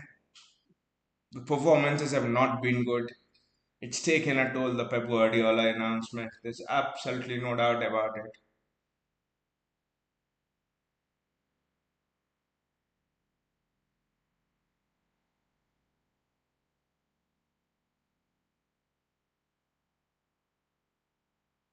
But this season has produced a lot of memorable moments for us as well. Barmou's also coming on. He's throwing everything Pep now. That win at Anfield doing the double over Liverpool.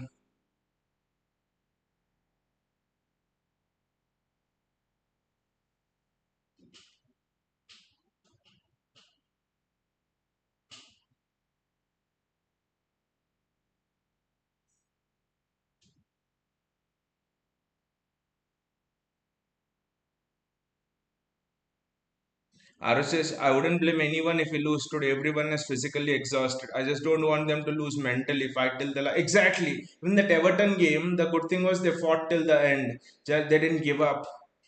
That's the spirit. Fight till the end is what you want, because it's not that you can win the title every season, but what you cannot lose is that fighting spirit. That's a corner. Shark is coming into the game now. I still believe here that one goal will lead to two. One goal will lead to two. We just need to open that scoring. That's all. Just need to open that scoring. That's all.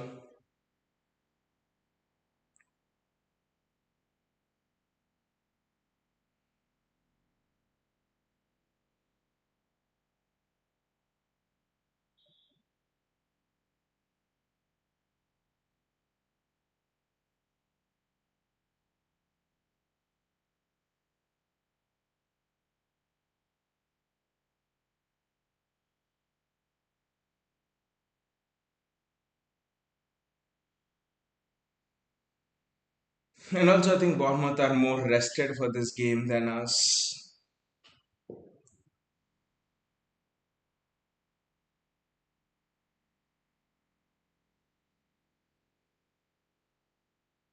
It's a corner for Bournemouth.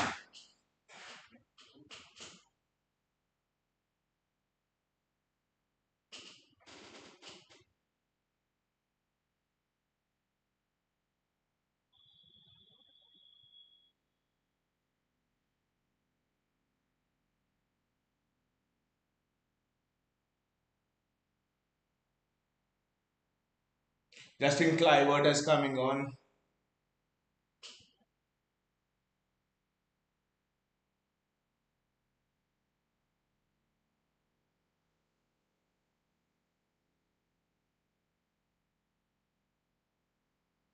That's a poor corner, but 15 minutes to go. I still think we can do this.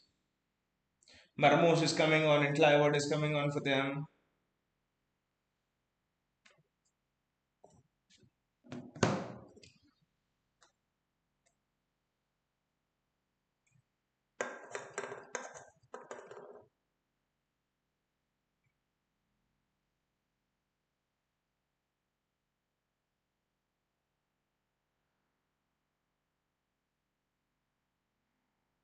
I mean, Ruby Junior's strike was outstanding. You just cannot do anything for that.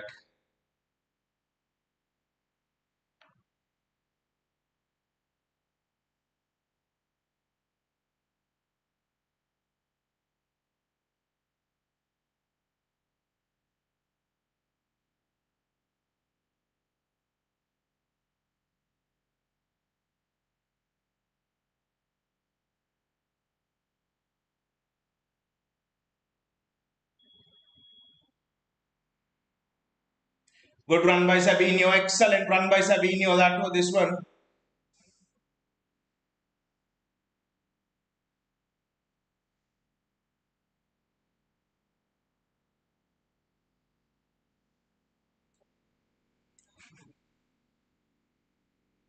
Can we score off this corner?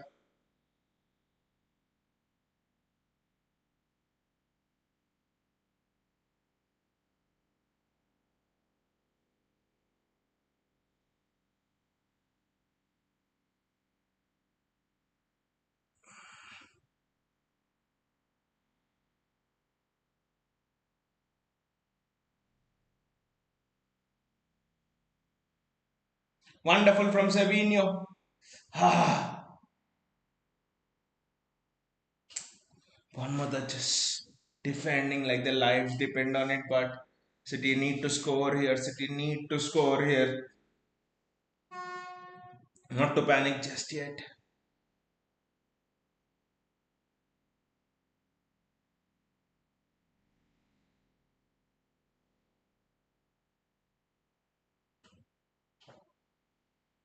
Wonder why he's not getting Guardiola in.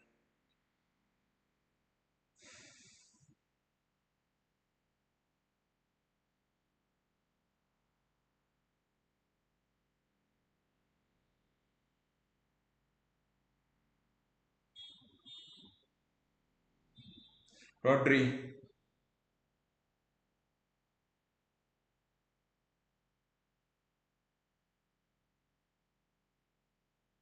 What a cross. That was a chance. I think that was a chance, but a very good cross from Savinho there. It's hit Nick O'Reilly on the arm and then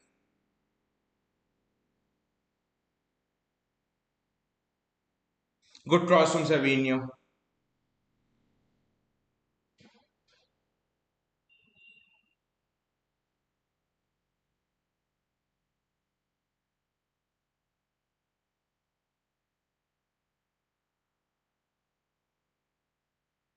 Time's running out and Pep Guardiola knows it.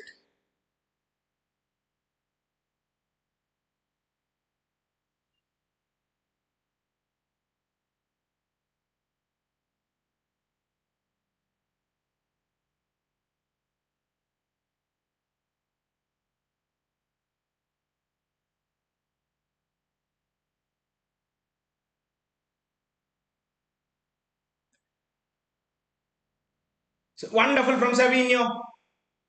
Ah, the final cross is just not going in. Aro says, remember last year's Marmos banger against Bournemouth as the secured as the Champions League football. In fact, is almost scored from the halfway line. If I'm not wrong, that was also, I think, one of the goal of the season contender. It won or not, I didn't follow it up. But Ryan there,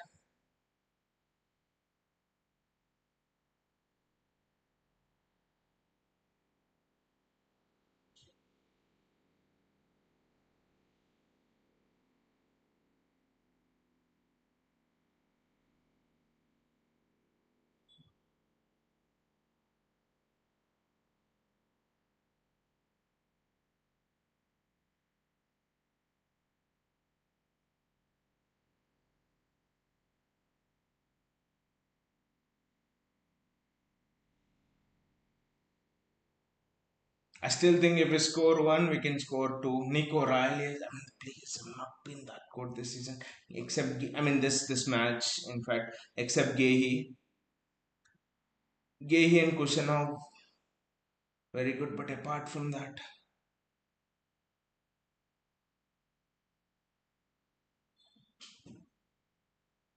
and Bournemouth players are the first to everything. It just shows, Karo said, the physical exhaustion.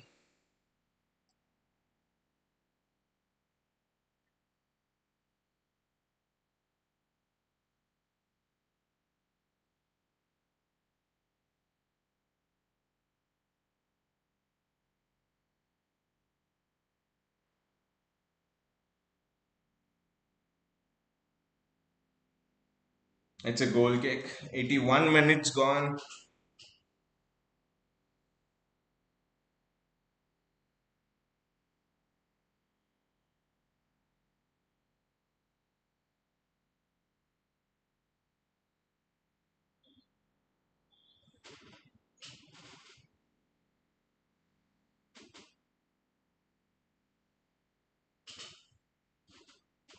It's Bournemouth's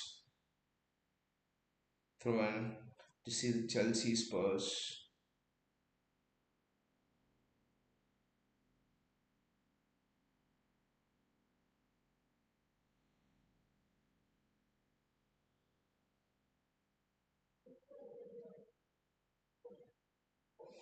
Chelsea are leading Spurs 1-0. Now that puts the relegation fight down to the last day.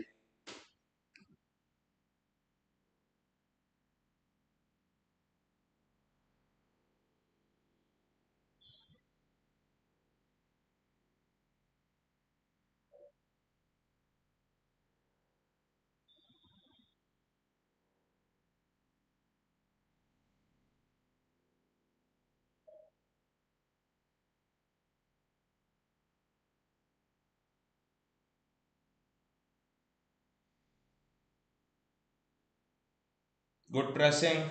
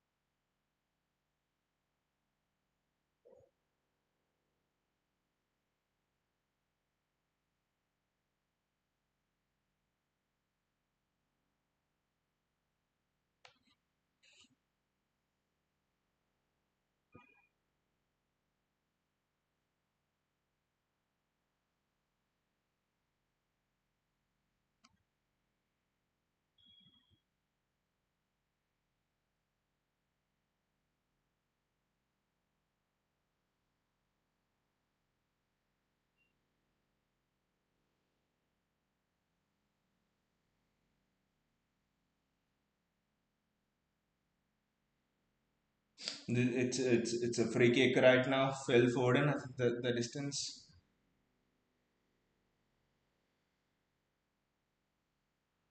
It's a lot. Rodri heads it out, and it's a goal kick.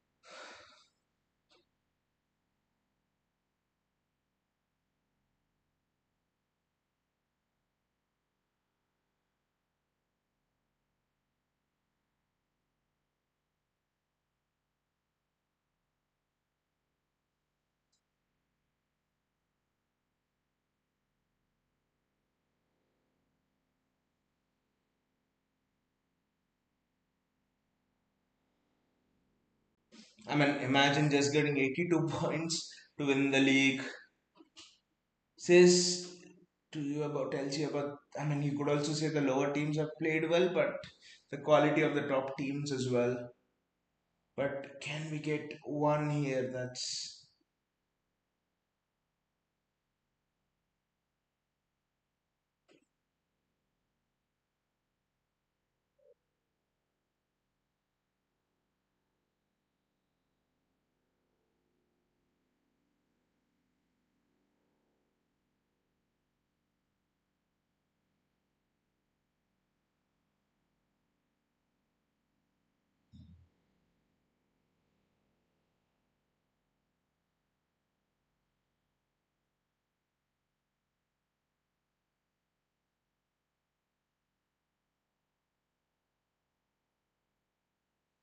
it's interesting that Bournemouth might keep a clean sheet against City today.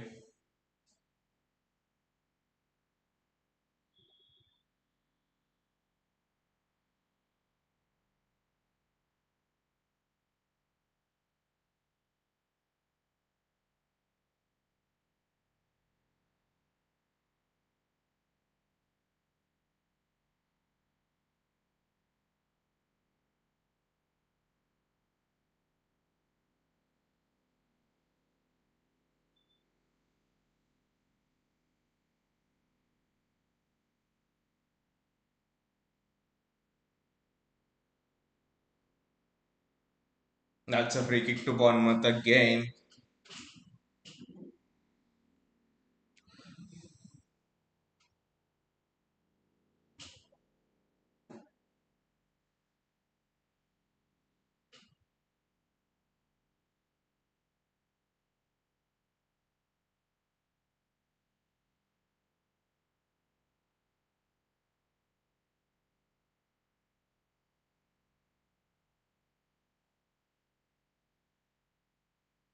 It's a throw in for Bournemouth. I think that might be it, to be honest. They're not even showing fight. I think that decision of Pep Guardiola leaving has clearly got onto the players, I think.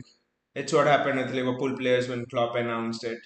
Same thing, it's got onto the players, the exhaustion of playing 3 games in 6 days.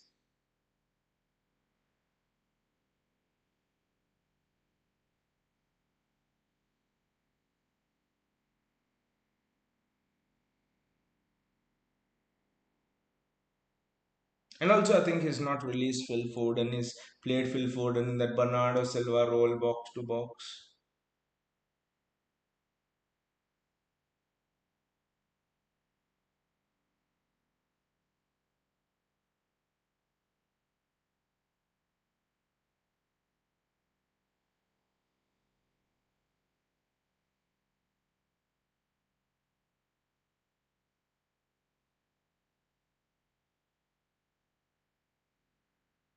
I think it's Ivan Nilsson who's going off now, and I think it's that's that. That's why Pep Guardiola did not want to announce it till the end, and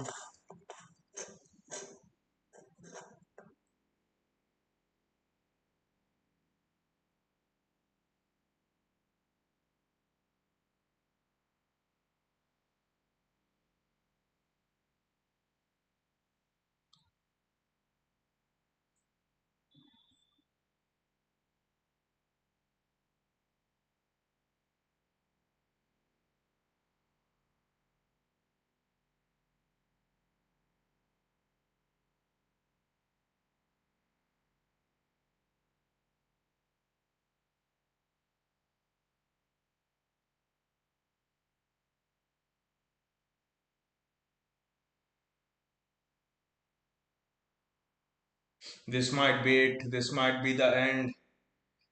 It's hit the bar. City's misery continues.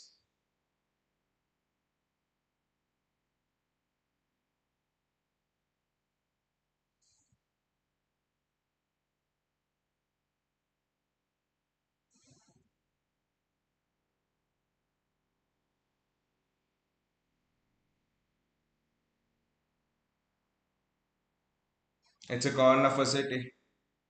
+6. It will be a miracle if he scored 2 goals in 6 minutes.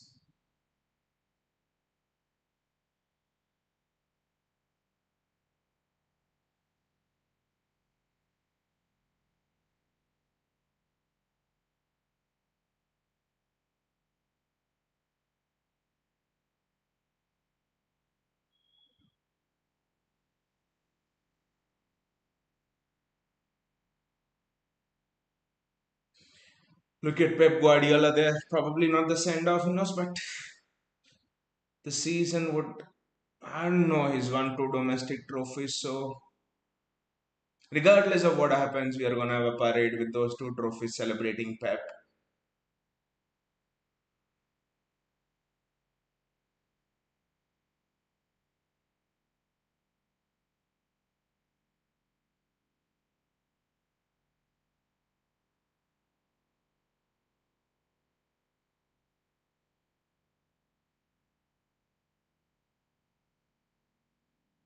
Arusha's Pep is devastated. I think the moment that decision came out that Pep is leaving, I just think that it. The players just lost. You know what happens with the players? The players just they lose it somehow. I don't know why, but it has happened when Klopp announced he was leaving as well. So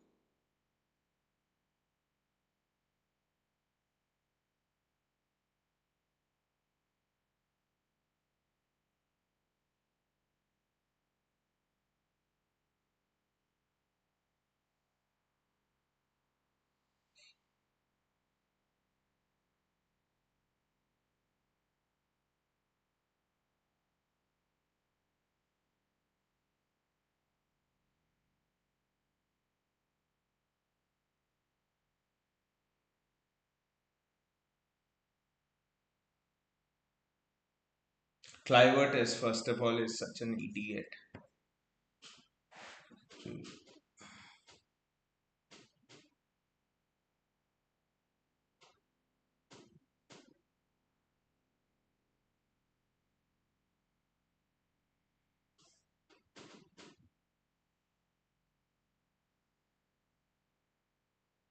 What is he given here? Is he given a free kick?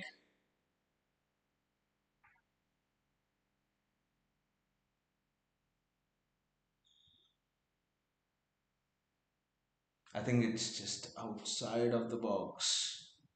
We have to score this free kick.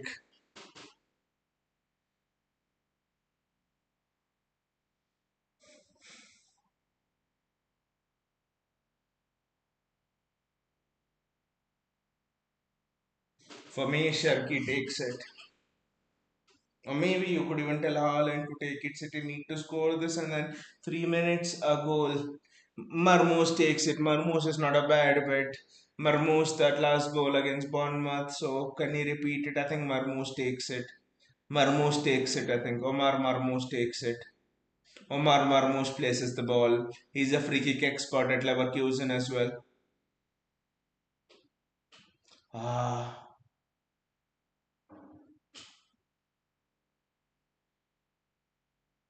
Bournemouth break.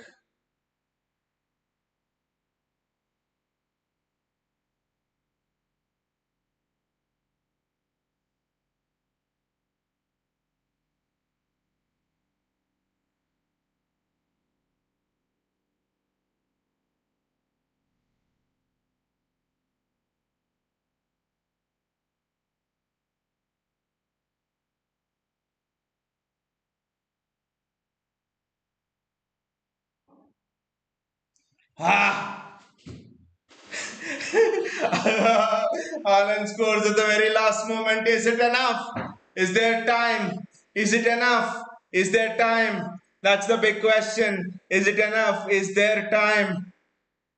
One more minute might be added on, probably. Just look at Haaland scoring from that position. It's absolutely insane. Wow. Is there time? Is there time? Can City score one more? Pep knows probably the goal came 2 3 minutes later, but is there time? Can City carve out one last attack? Savinho has the ball. That's a free kick for City. It's rather a throw in for City. It's a yellow card for preventing it. I think 1 minute will be added on for sure for subs and all. Anthony Taylor. It's a free kick. Kick it fast, mate.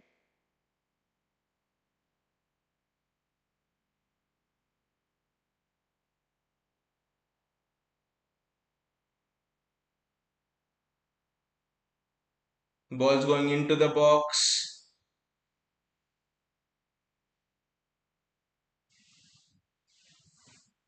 Savinho does very well. This might be City's last attack. Savinho does absolutely well. Ah,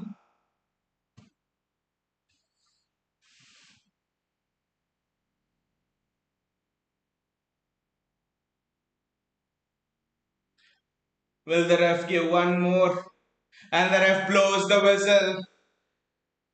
Ah,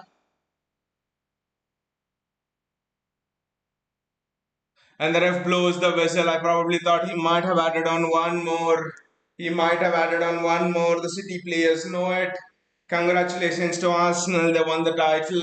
But when I look back at the season, I think objectives for City achieved for this season. Like win one of the domestic cups. We won both the domestic cups.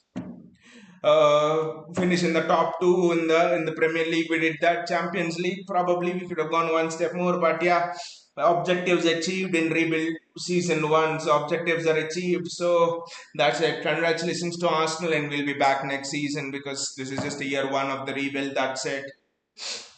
And never forget the amount of trophies that Pep Guardiola has won. Never forget how Pep Guardiola has affected football in this in England. How he has made when Pep Guardiola came to England, everyone told you cannot win by playing football that way. And when he's leaving England, he has made everyone in England play football the way he does. That is the ultimate tribute you can give to Pep Guardiola. That is the ultimate tribute you can give to Pep Guardiola. But the energy levels were down this season. See, the players are still, they're still fighting. The players have, we are not given up, like you said, until the end. We were trying for that goal. That kind of fighting spirit is enough. You don't need world class players in a team. You need players with that fighting spirit, and that fighting spirit is absolutely there. City, we come on next season, and then we'll fight again. That's what I would say. Aru says I'm getting furious. Nothing we can do. But Arush, like I said, like every team when they come into a season, they have their objectives written down. Like Leeds' objective was avoid relegation this season.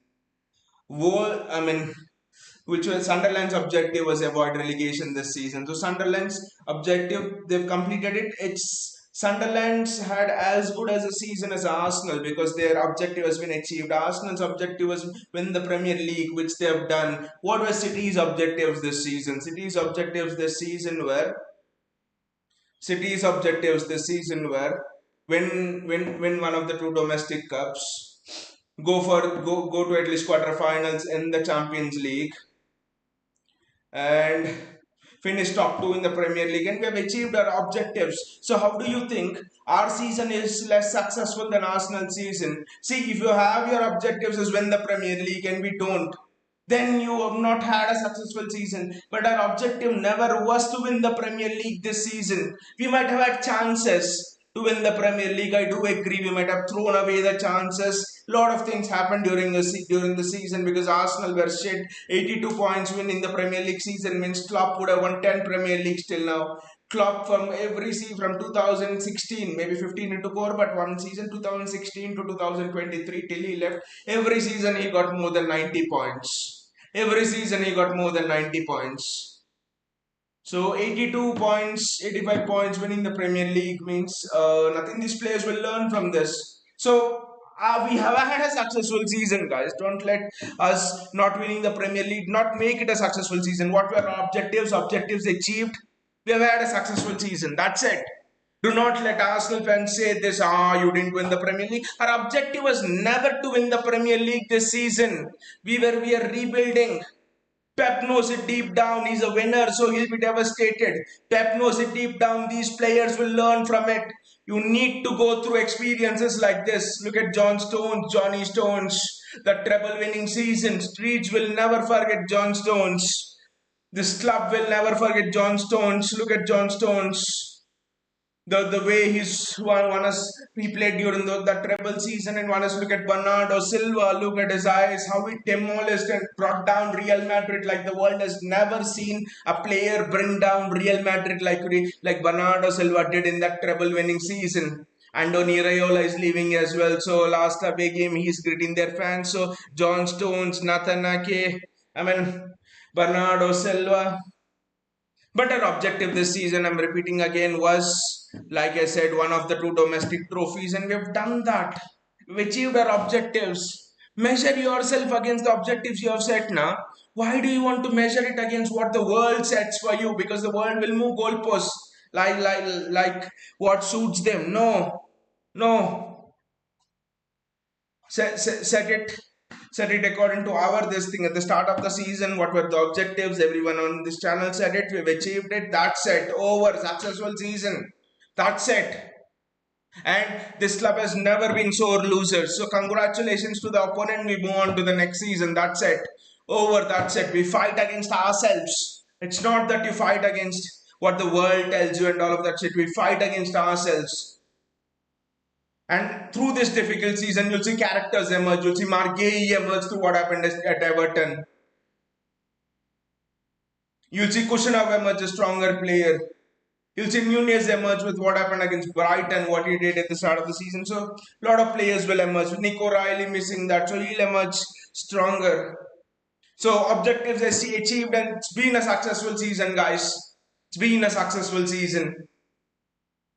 Don't let anyone else tell you, no, it's been not. You have had world-class players, but they've never played together, right?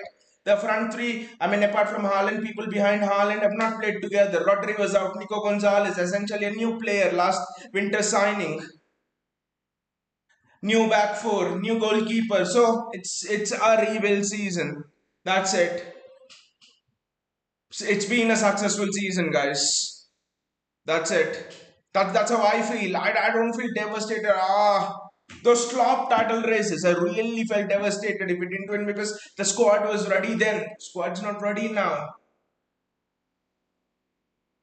You look at the average age of our back four. Kushanov 22, Nico Riley 20, Matthews Nunes 25, Mark Gay 25. It's an average age of 23, 24, your back four.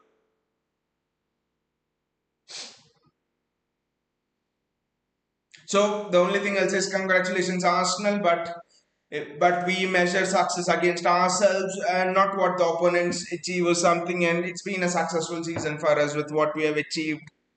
And Pep Guardiola needs to get a parade with the two trophies. We have won, and all of the trophies is won. To be honest, he'll get a grand parade. We'll have a grand parade as well in Manchester. And it's time to celebrate Pep. It's time to celebrate Pep season. It's time to celebrate the greatest manager Premier League has ever seen, if you ask me, and one of the greatest managers Europe has ever seen, the world has ever seen. See you all, guys, and take care.